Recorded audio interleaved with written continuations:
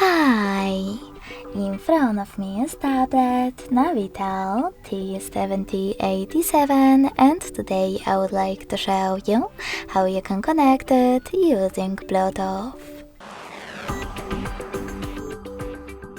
First of all, go into Settings.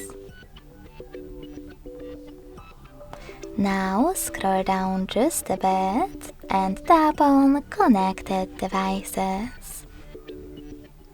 Then select Pair New Device and wait for available ones to show up.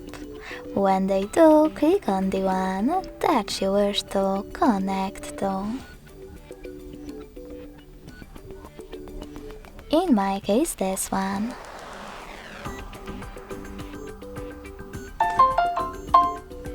Finally, tap on Pair in the pop-up and wait for the other device to do the same. As you can see, my devices were successfully connected.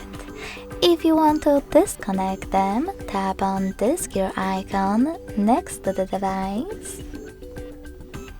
Choose Forget next to Connect and confirm your choice in the pop-up. Thanks so much for watching. If you enjoyed this video, don't forget to leave a like, comment and subscribe. Bye!